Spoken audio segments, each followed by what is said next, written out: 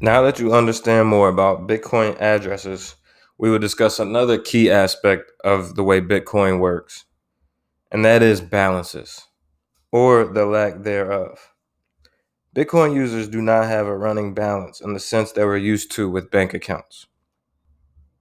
Bank accounts function off balances, meaning each new transaction either lowers or increases your total balance, relaying to you how much money you have at the time and preventing double spending. If your balance is $41,682, then you can't spend $41,683 because you would have to double spend $1 or use the same dollar twice. Obviously, with cash, double spending is easy to prevent, but in a digital world, it gets more complicated to prevent.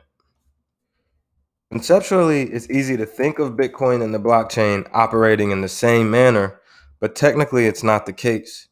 If I own two whole coins and I open my Bitcoin wallet when Bitcoin is 50,000 per coin, my wallet will display a value of $100,000. Conceptually, I can say to myself, my Bitcoin balance is $100,000. Of all the Bitcoin I've bought and received and sold and spent, my dollar balance is currently $100,000. However, the blockchain doesn't see it that way.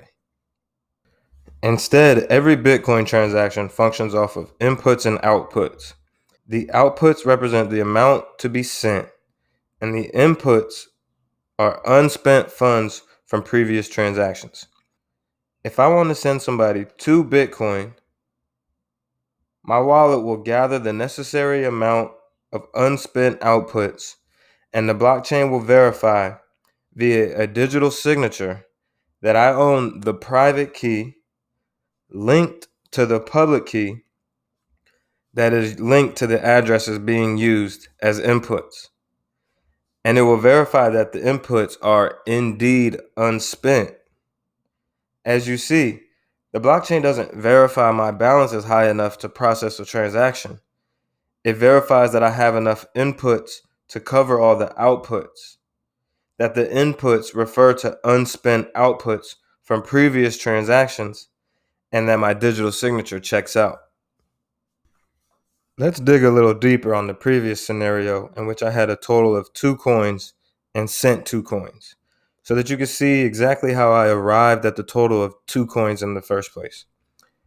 Let's say I first bought 1 coin on one day, January 1st, and then I bought 1 coin the next day, January 2nd, to arrive at my quote unquote balance of 2 coins.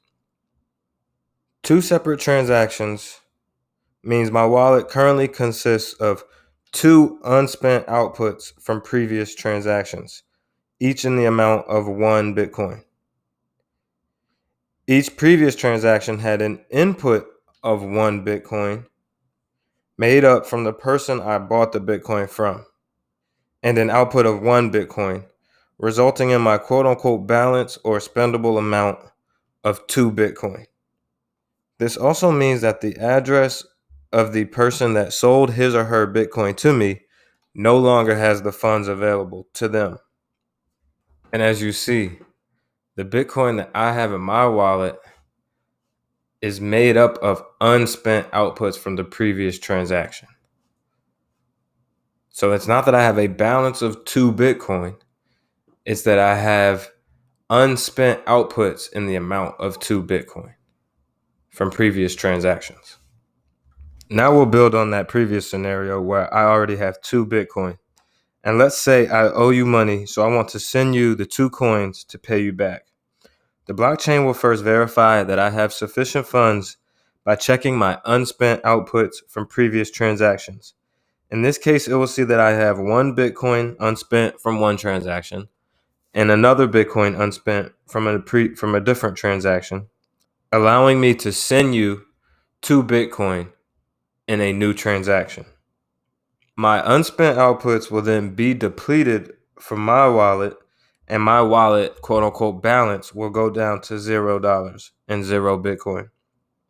Your wallet would then update to an amount of 2 Bitcoin with two unspent outputs of 1 Bitcoin each now attached to your address and public key. Long story short, the unspent outputs from a previous transaction becomes the input for a new transaction, and that cycle repeats over and over, ensuring that Bitcoin cannot be double spent. One key caveat, however, is that addresses and unspent outputs must be fully depleted upon being used in a transaction. Therefore, if I want to send you only 1.5 Bitcoin instead of 2 Bitcoin, the mechanics will be slightly different. Since addresses and unspent outputs must be fully depleted, both of my unspent outputs of 1 Bitcoin must be sent to achieve the amount of 1.5 Bitcoin. But it is done in a way that prevents me from overpaying you the extra zero point 0.5 Bitcoin. To accomplish this, a new address will be generated for me, the sender, derived from my public key, and the zero point 0.5 overage will be returned to me as a form of change, similar to when you're at a grocery store and you overpay and they give you a little bit of cash back out of the register.